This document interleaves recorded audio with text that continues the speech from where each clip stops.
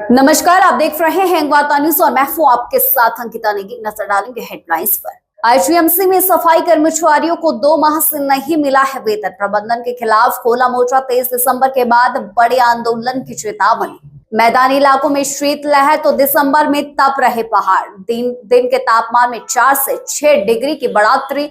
3 जिलों में cold wave का ऑरेंज अलर्ट। भाजपा के संगठनात्मक चुनाव प्रक्रिया जारी। सिरमौर में 5 से बढ़कर 12 हुई भाजपा के मंडलों की संख्या। चुनाव पर्यवेक्षक की देखरेख में 3 मंडलों के चुनाव आज हुए संपन्न। अजय सोलंकी ने बताया, विधानसभा में गूंजेंगे नाहन विधानसभा क्षेत्र से जुड़े कई मुद्दे। बोले, मुद्दा विहीन है विपक्ष।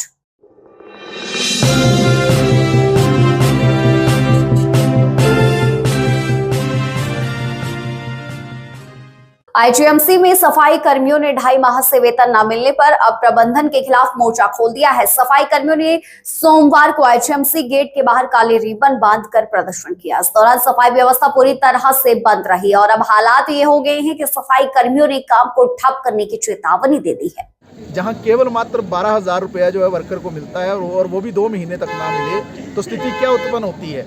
बहुत सारी जगह जो हमारे वर्कर्स हैं उनके जो क्वार्टर्स हैं उन पर ताले लगा दिए मकान मालिकों ने, उनको बाहर निकाल दिया, सामान बाहर फेंक दिया और वो लगातार जो है इस बात के लिए दबाव बना रहे हैं कि किराया जो है वो दिया जाए। वो नेचुरली वो मांगेंगे किराया जब कोई आदमी वहाँ रहता है, लेकिन हमारे देश का कानून होने के बावजूद अगर 2 महीने तक वेतन नहीं मिलता है तो कहीं ना कहीं बहुत गड़बड़ झाला है। पूरी एक मिलीभगत है आईजीएमसी के प्रबंधन और प्रशासन की और ठेकेदारों की। और दूसरी बात ये भी है कि 12 जून को जो एक समझौता हुआ इसी साल, त्रिपक्षीय समझौता लेबर ऑफिसर की अध्यक्षता में, जिसमें यूनियन के पदाधिकारी थे, आईजीएमसी प्रबंधन था, ठेकेदार। हिमाचल प्रदेश में सर्दी के मौसम में एक बार फिर गर्मी रिकॉर्ड तोड़ने लगी है। मध्यवर्ती ऊंचाई वाले इलाकों में जहां ज्यादा ठंड पड़ती है वहां तापमान में उछाल आया है। राजधानी शिमला और कल्पा में दिसंबर महीने का दूसरा रिकॉर्ड अधिकतम तापमान दर्ज किया गया है, तो दूसरी तरफ मैदानी इलाकों में 3 से 4 जिलों में 19 दिसंबर तक शीतलहर का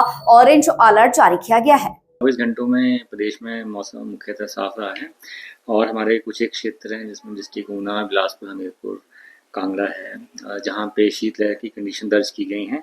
सबसे कम तापमान हमारा तापमान -6.4 और जो डे का मैक्सिमम जो तापमान है वो धर्मशाला में था 24.6 डिग्री सेल्सियस। अगर शीतलहर की बात करें, देखिए ऊना में बीते 24 घंटों में जो तापमान था मिनिमम वो 0.4 था, हमीरपुर में 1.3 था, सुंदरनगर में 0.5 था, बिलासपुर में 2.2 था। तो इन क्षेत्रों में कोल्ड वेव कंडीशन रिपोर्ट की गई हैं और जो दिन के तापमान हैं मैक्सिमम टेम्परेचर पूरे प्रदेश में ही मतलब एवरेज सामान्य से 4 से 5 डिग्री अधिक चल रहे हैं। हिमाचल प्रदेश में भाजपा की मंडल स्तर पर संगठनात्मक चुनाव प्रक्रिया चल रही है। इसी कड़ी में नाहन विधानसभा में पार्टी द्वारा नियुक्त चुनाव पर्यवेक्षकों की देखरेख में चुनाव प्रक्रिया आयोजित हुई, जिसमें नाहन विधानसभा क्षेत्र के 3 मंडलों के नव नियुक्त अध्यक्षों का सर्वसम्मति से चुनाव हुआ। पूरे हिमाचल प्रदेश में जितने भी हमारे मंडल हैं, सिर्फ कांगड़ा धर्मशाला के मंडलों को छोड़कर, क्योंकि वहाँ कल प्रोटेस्ट है धर्मशाला में, विधानसभा का घेराव कल कार्यकर्ताओं ने वहाँ करना है, उन मंडलों को छोड़कर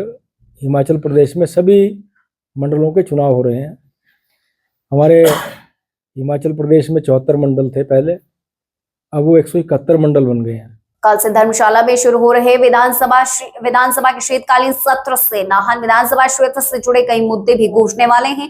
धर्मशाला विधानसभा सत्र के लिए रवाना होने से पहले नाहन से विधायक अजय सोलंकी ने आज पत्रकारों से बातचीत की। उन्होंने कहा है कि नाहन विधानसभा क्षेत्र से जुड़े कई मुद्दों को धर्मशाला विधानसभा सत्र में उठाया जाएगा और नाहन से जुड़े हुए काफ़ी ज्वलंत मुद्दों पे हमने प्रश्न भी उठाए हैं, उन पे चर्चा भी की जाएगी और इसके अलावा भी जो विकासात्मक मुद्दे हैं वो विधानसभा के सत्र में उठाए जाएंगे।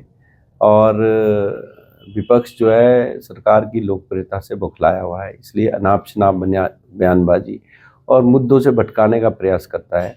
मुद्दा विहीन जो विपक्ष है वो मुद्दे से भटकाने का प्रयास करता है, लेकिन सरकार पूरी तरह तैयार है। राष्ट्रीय पेंशन दिवस पर आज जिला सिरमौर में जगह जगह पेंशनर दिवस पर कार्यक्रम आयोजित हुआ। इसी कड़ी में बिजली बोर्ड से सेवानिवृत्त हुए कर्मचारियों ने नाहन में कार्यक्रम आयोजित किया, जिसमें बिजली बोर्ड से सेवानिवृत्त हुए कर्मचारियों के साथ हो रहे सौतेले व्यवहार को लेकर भी चिंता जताई गई। बिजली बोर्ड पेंशनर्स एसोसिएशन के महासचिव कमलेश पुंडेर ने बताया कि पेंशन सेवानिवृत्त कर्मचारी का एकमात्र सहारा होता है, परंतु अभी तक बिजली बोर्ड से सेवानिवृत्त हुए कर्मचारियों को अभी तक ओल्ड पेंशन स्कीम का लाभ नहीं पहुंच पाया है, जिसके लिए उन्होंने आज रोष भी जाहिर किया। जिस प्रकार से आप लोगों को भलीभांति परिचित हैं, हर वर्ष की तरह पूरे हिंदुस्तान में पेंशनर डे मनाया जाता है। सेवानिवृत्त पेंशनर जो हैं अपने इस दिन को याद करते हैं। 1971 में डिफेंस सर्विस से एक बहुत बड़े अधिकारी DS नकारा जो रिटायर हुए थे, उनको उस समय पेंशन नहीं मिली थी, तो उन्होंने आखिरकार उनको सुप्रीम कोर्ट का दरवाज़ा खटकाना पड़ा और 1982 में जाकर के। आज के लिए खबरों में इतना ही। फिलहाल इजाजत, नमस्कार।